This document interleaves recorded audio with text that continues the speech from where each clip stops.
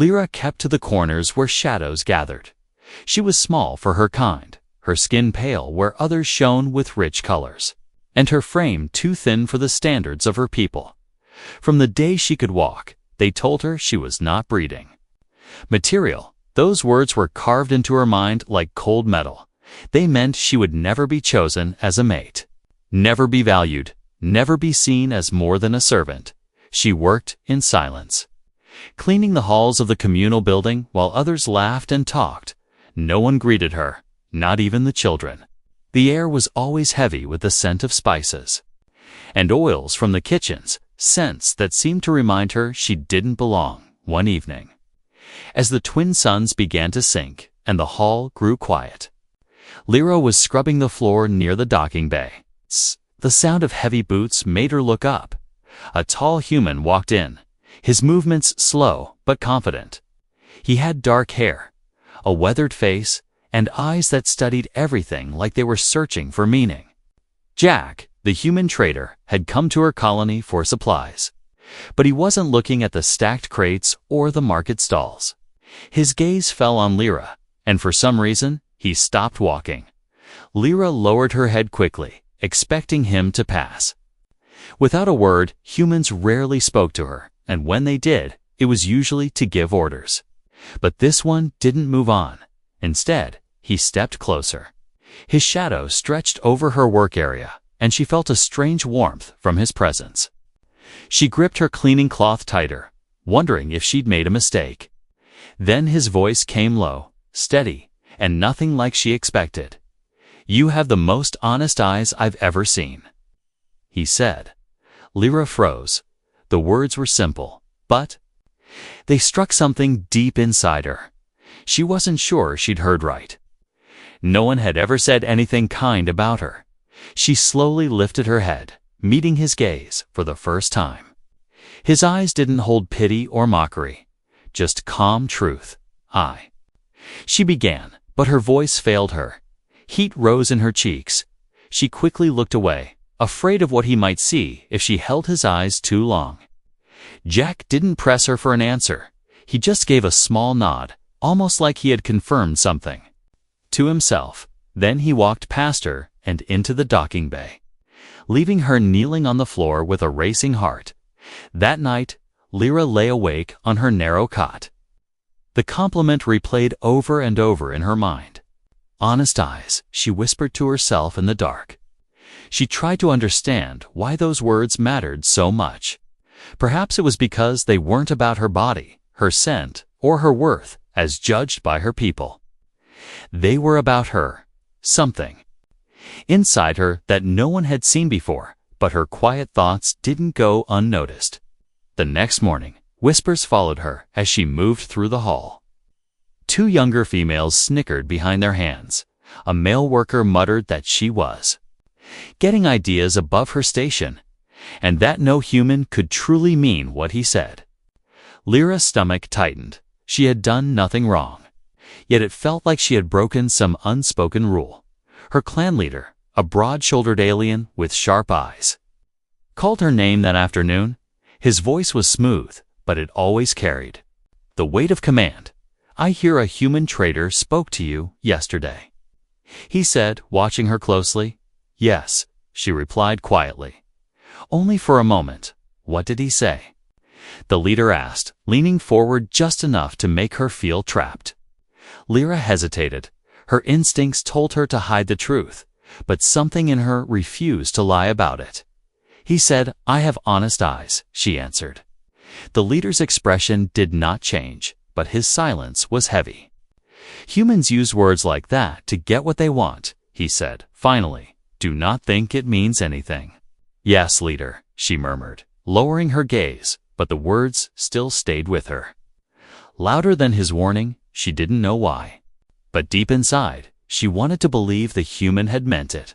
She wanted to believe that maybe, just maybe, someone had seen her as more than a shadow in the corner. What she didn't know was that Jack had noticed much more than her eyes, and in the days ahead, that one small moment was going to change everything. Lyra woke early. Long before the first light touched the colony walls, she moved quietly, avoiding the creaking parts of the floor. Her hands were cold as she carried a bucket of water to the market square. The air was still, but inside her mind there was noise. Too much noise. The human's voice kept echoing. And every time she remembered it, she felt a strange mix of warmth and fear. She didn't understand why the words stayed with her. Her people had told her for years she was nothing special, that no male would ever choose her, yet one sentence from a stranger had cut through years of insults like a knife. She didn't dare tell anyone how much it mattered. It was hers alone. A small treasure she could hide in her thoughts. The market was waking slowly. Small stalls opening, steam rising from boiling pots. Lyra worked at the edges, scrubbing a tiled floor near the main entrance. She kept her head down, but her ears caught everything. Two merchants were speaking in low tones about the human trader. Jack, they said he was back this morning. Meeting with the supply master, her heart skipped.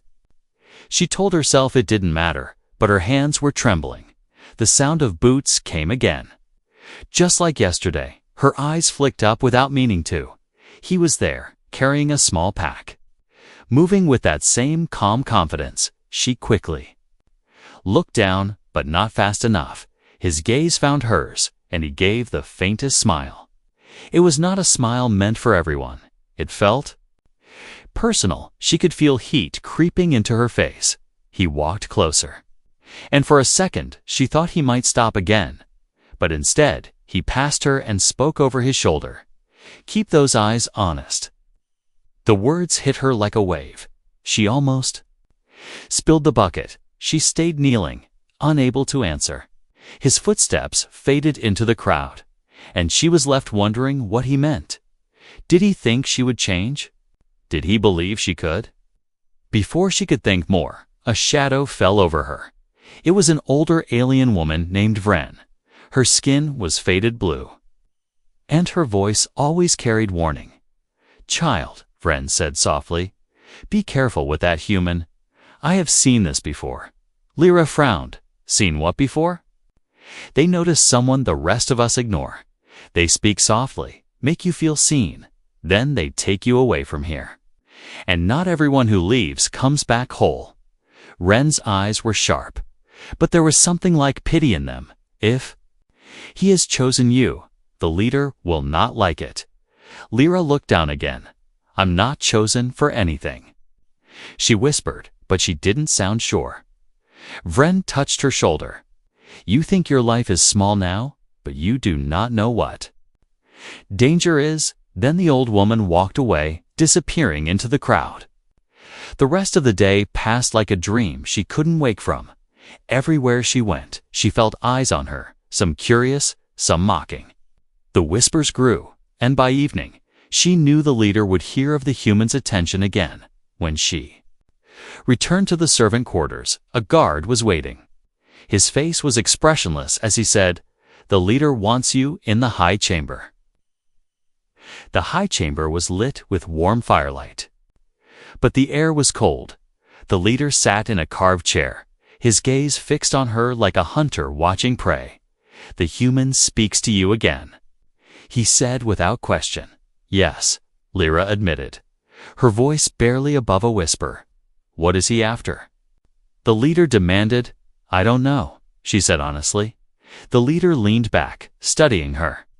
Humans are strange. They act as if words have power. But here, words changed nothing. His tone shifted, colder. "You will stay away from him. Do you understand?" Lyra hesitated. "Yes, leader," she said. But the answer felt like a lie in her mouth. When she left the chamber, the night air hit her face like ice. She walked quickly, not wanting anyone to see her. But just before reaching the servants' hall, she saw him. Jack was leaning against a supply crate, his arms folded. "You look like someone just locked you in a cage," he said quietly. Lyra stopped, glancing around. "You shouldn't talk to me," she whispered. "They think you're what?" "They think doesn't matter," he cut in. "What do you think?" She froze. The question was too big, too dangerous, I think. I don't understand you, she said finally. He gave a half smile. Good, then we're even. He stepped closer. Lowering his voice, there's something you should know. Lyra, people like them don't see what's real, but I do. She didn't know what to say. His words were heavy, but they didn't feel like a trick. They felt like something she had been waiting her whole life to hear. Then he looked past her shoulder, his expression changing. We shouldn't be seen together now, he said, but soon you'll have a choice to make. Before she could ask what he meant, he slipped into the shadows, leaving her alone with the sound of her own heartbeat. She stood there for a long time, staring into the dark, wondering what choice he meant and why her chest felt so tight. When she thought about it, what she didn't know was that Jack had already heard rumors about her future, and the clock was ticking faster than she could imagine. The next morning began with a strange silence. The market, usually alive with clattering stalls and sharp voices, felt muted, as if the air itself was holding its breath. Lyra noticed it the moment she stepped outside. Carrying a basket of woven cloth to the storage room, the street seemed emptier, and the people who passed her did not meet her eyes. She tried to tell herself it was nothing, but the unease in her chest only grew. It was not until she reached the storage room that she found out why. 2 guards stood by the door, not the usual sentries but the leader's personal enforcers. Their armor was darker, their faces like stone. One of them blocked her way. The leader has ordered you to remain inside the main hall today, he said flatly. No market duty. Lyra frowned. Why? Not for you to ask, he replied, moving closer until she could feel the heat of his presence. Stay inside and speak to no one. She nodded, stepping back. But her mind was racing. They had never cared where she worked before. Why now? Inside the hall, the air was warm and heavy with the smell of cooking meat. Servants moved around her without speaking, keeping their eyes on their tasks. She tried to focus on cleaning the long benches, but her thoughts kept drifting to the human. Was Jack still in the colony? Had he left? Did the leader do something to keep him away? Her answer came sooner than she expected, late in the afternoon. She caught sight of him through one of the high windows. He was speaking to a merchant, but his posture was tense. His eyes flicked toward the hall, just for a moment, and found hers. It was so quick that anyone watching would have missed it, but she felt the weight of that glance before she could move. A shadow fell across the table she was cleaning. Vren, the old woman, had appeared again. You are being watched, she said quietly. They have decided something about you, something dangerous. Lyra's heart pounded. What do you mean? Wren's voice dropped lower. I have heard whispers.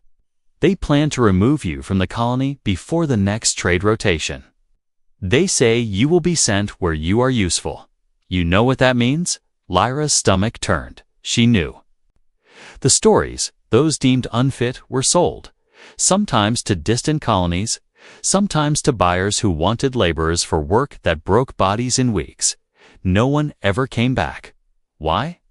Lyra asked, her voice shaking. Wren gave her a long, searching look. Because you were noticed. Then she walked away before Lyra could ask more. That night, the guards doubled at the hall entrance. No one spoke to her, not even the other servants. She felt the walls closing in and the weight of her own fear pressing harder. When she finally lay down, she couldn't sleep. Every sound in the night felt sharper: the creak of the wooden beams, the shuffle of boots outside, the low hum of distant machines. Then, near midnight, there was a soft knock on the side door. She froze, staring at the shadows. Another knock, quicker this time. She rose slowly, heart hammering, and moved to the door. Who is it? She whispered. It's me, came the low voice, and relief rushed through her. Jack. She opened the door just enough to see him. His hair was damp from the night air, his eyes scanning the dark hallway behind her. We don't have much time, he said. They're moving you tomorrow. You need to leave tonight. her breath caught. "I can't." "You can," he said sharply, "but not unkindly, if you stay. They'll send you to the mines, or worse, you'll disappear, and no one will come for you." She looked at him, torn between fear and the strange trust he stirred in her. "Why are you doing this?" she asked. His answer was simple: "Because you matter." The words struck harder than she expected, almost knocking the air from her lungs. She had no reply. "Meet me by the east gate in an hour," he said. "Wear something warm, and bring nothing that will slow you down." Before she could respond, he was gone, swallowed by the shadows. She stood there for a long moment, trying to breathe. Her hands were shaking, not just from fear, but from the weight of what he had said. An hour later, she slipped out, keeping her head low. The east gate loomed ahead. Quiet and half hidden by the outer wall, she saw him waiting, a dark silhouette against the pale light of the moons. But before she could reach him, movement flickered. In the corner of her eye, two of the leader's enforcers stepped out from behind a crate. Blocking the path, their weapons were low. But their eyes were fixed on her. Jack's posture shifted instantly, his hand going to the side of his coat. "Run," he said, his voice low and urgent. And in that instant, Lyra knew whatever choice she made next would change her life forever. Lyra's heart hammered like a drum in her chest as she dashed through the narrow alleyways.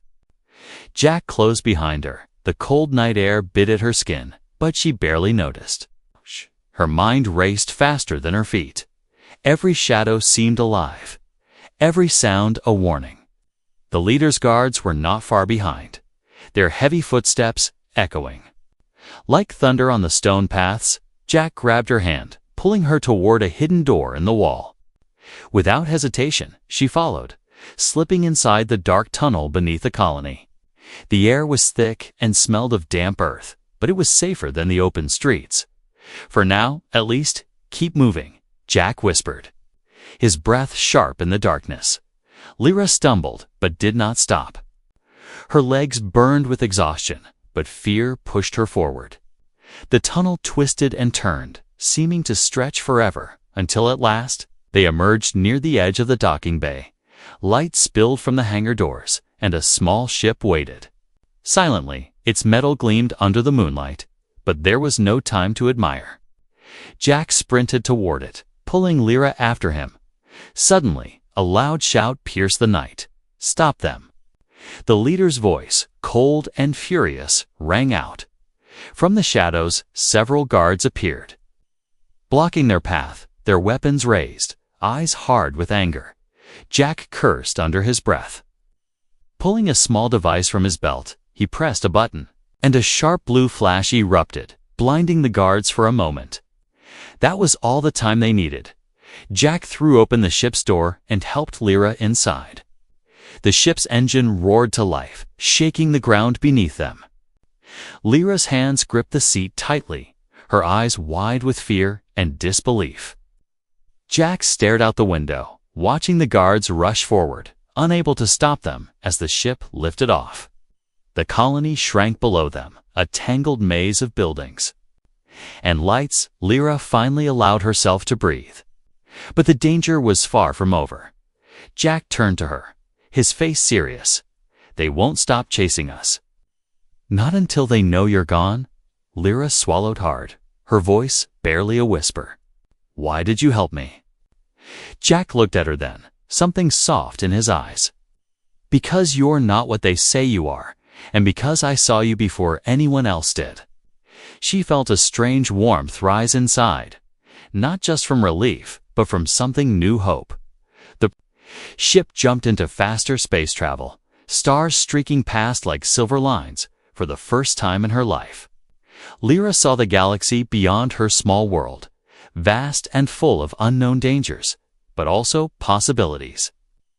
Jack handed her a small, worn cloth. "Here, change into this," he said. "You need to rest," she nodded, slipping behind a curtain. Changing quickly into simpler clothes, they were rough, but clean. and felt like a small promise of a new life. Back in the cockpit, Jack was already plotting their course. There's a safe place I know, a hidden station far from here. It's where people like you can start fresh. Lyra listened, her mind spinning. A fresh start, could that really be for her? The thought was almost too big to hold. Suddenly, alarms blared through the ship. Red lights flashing urgently. Jack's eyes widened. "They found us," he said grimly, fingers flying over controls. "They're tracking our jump signature." The ship lurched violently as it entered a chaotic zone of asteroid fields and debris. Jack's voice was calm but tense. "Hold on. This will be rough." Lyra gripped her seat, heart pounding as the ship weaved through rocks and glowing dust. Outside the window, jagged stones passed dangerously close. The leader's ships were fast, but Jack's skill was greater. Minutes felt like hours until at last the danger passed. The ship slowed near a small, unmarked station floating quietly in space. Jack docked smoothly and opened the airlock. Lyra stepped out into the station's soft lights. Breathing in the recycled air, it smelled different from her world, clean and new. She looked around at the few people moving silently through the halls. Each face told a story of escape, survival, or hope. Jack guided her to a small room. "Rest here," he said. "Tomorrow, we'll plan what comes next." Alone for the first time in days, Lyra sank onto the cot, feeling the weight of everything she had left behind. But somewhere deep inside, a small flame flickered hope that maybe, just maybe, her story was not over yet. Lyra woke slowly in the soft light of the small room. The quiet was different from the noisy colony she knew. Here, no one whispered behind her back or watched her with cold eyes. She stretched her arms and felt a strange lightness, but also a shadow of fear. What came next was unknown, and that scared her more than anything. Jack was already awake when she left the room, waiting quietly by the door. "Good morning," he said with a small smile. "How do you feel?" Lyra thought about the question. "Strange," she said softly. "Like I am not the same person who left my home." Jack nodded. "That happens to a lot of people here. When you start to believe you have value, it changes everything." She looked at him, puzzled. "Value?" "Yes," Jack replied. "Not the kind they tried to give you, but the kind you make for yourself." They moved through the station together, passing others who greeted Jack with respect but only glanced at Lyra with curiosity. She noticed a group of aliens watching her closely, whispering. But their faces held something: new interest, not judgment. Jack led her to a training room filled with strange devices and equipment. "You need to learn to defend yourself," he said. "Out there, people won't be kind to someone like you. But here, you can learn to be strong." Lyra hesitated, unsure of her own strength. She had never fought or even raised her voice before. But Jack's confidence made her want to try. The first lesson was simple: how to stand and hold a weapon. Jack showed her how to grip a small staff, how to keep her balance, and how to watch an opponent. Lyra was clumsy at first, her movements awkward. But with each try, she grew steadier. During a break, Jack spoke quietly. "Your scent, the one they said was worthless seeds, different. It confuses tracking devices and living hunters alike. You can use that to your advantage." Lyra frowned. "My scent?" "Yes, it's not a flaw," Jack said. "It's a gift, one they never understood for the first time." Lyra began to see herself in a new light, not weak or useless, but unique. Something inside her that mattered.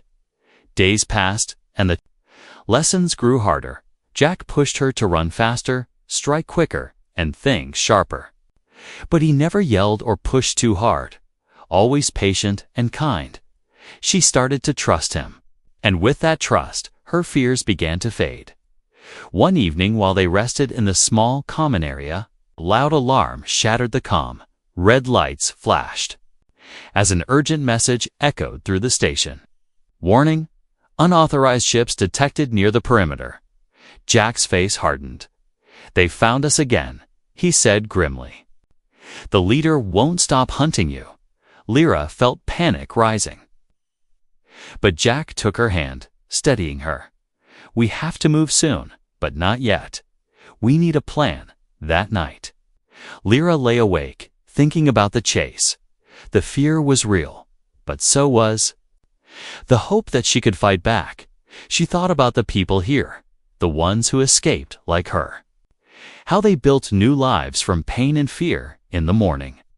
Jack introduced her to a small group of survivors, aliens and humans from many worlds. Each had stories of loss and escape, but all shared a quiet strength. They welcomed Lyra with cautious smiles, asking questions about her journey. One of them, a tall alien with green skin named Miri, said, "You are lucky. Many don't make it this far. Your courage brought you here." Lyra smiled faintly, feeling warmth she never knew she needed. Jack watched her from the side, a small smile playing on his lips. Over time, Lyra's confidence grew. She learned how to use her scent to hide, how to move quietly, and how to fight when needed. But more than that, she learned to believe in herself, to know she was more than what her clan had said. One evening, as the two stood looking out at the stars from the station's observation deck, Jack turned to her. "You're not just surviving anymore, Lyra. You're becoming someone they will have to respect." She looked up at the glittering sky, hope burning brighter than ever before. "Maybe one day," she said softly, "I will go back and show them." Jack nodded. "And when you do, I'll be there with you." The galaxy was vast and dangerous, but for the first time, Lyra felt ready to face it. Not as the hidden one in the shadows, but as someone who could shine on her own.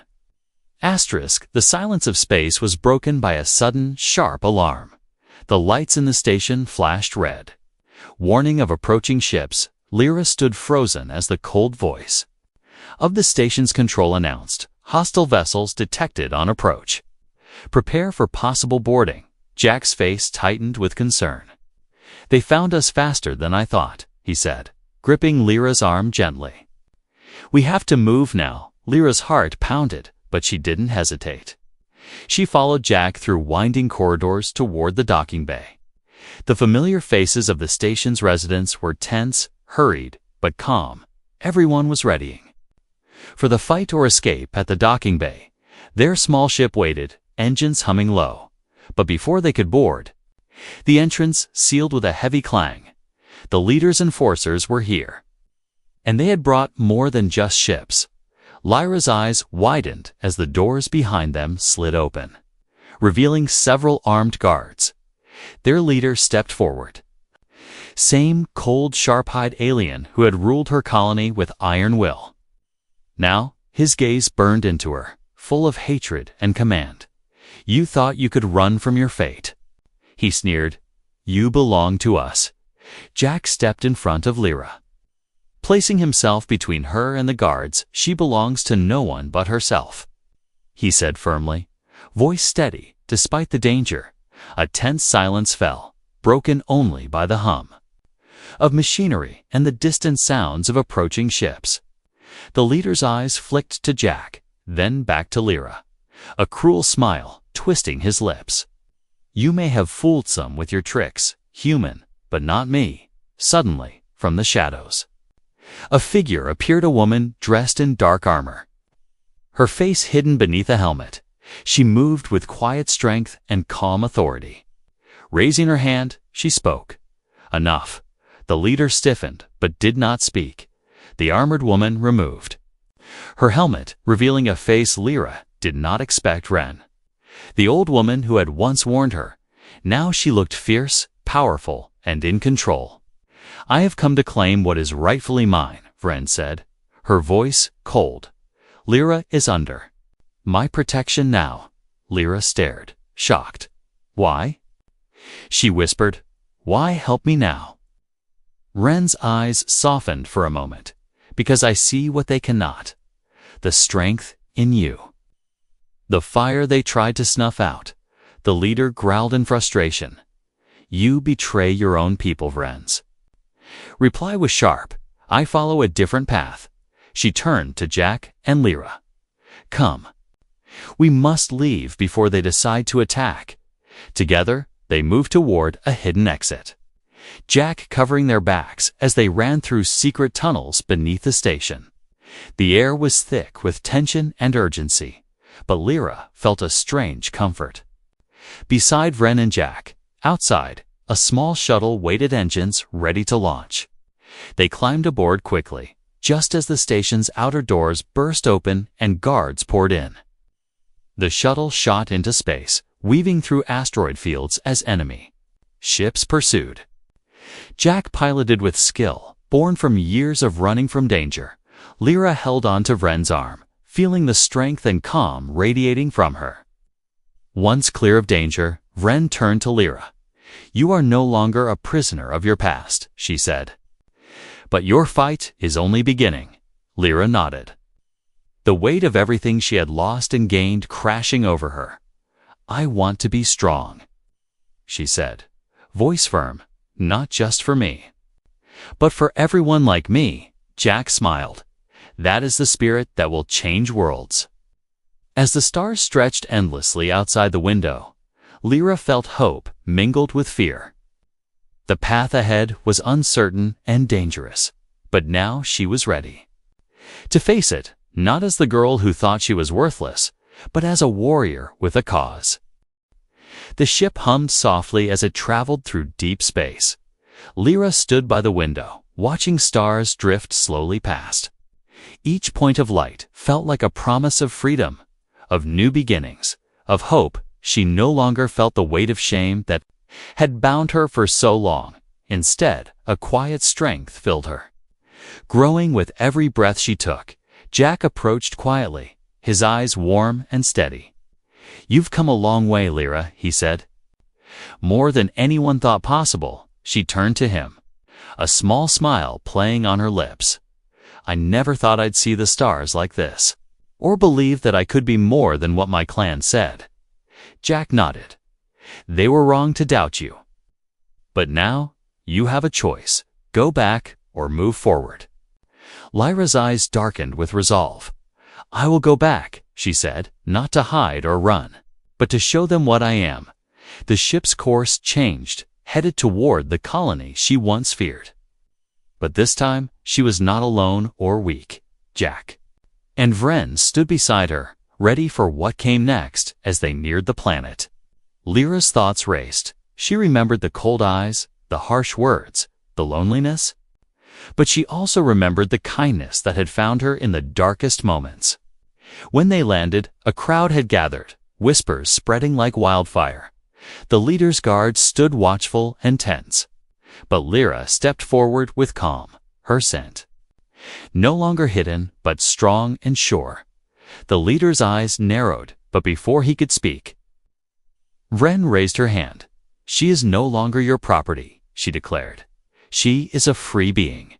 With strength you never saw, murmurs rippled through the crowd, some doubtful, others curious. Jack stepped forward, holding Lyra's hand. She saved herself, and others will follow.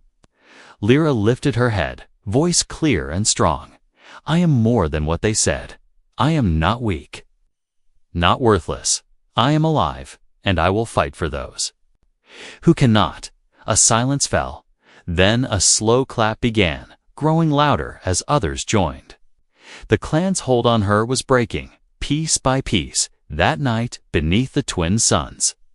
Lyra stood among new friends and old foes, her heart full of hope and fierce pride. She had changed her story, and maybe, just maybe, she could change the fate of many. Jack smiled beside her. This is only the beginning, he said softly. Lyra looked up at the stars again, feeling their endless light. Yes, she whispered, a new beginning.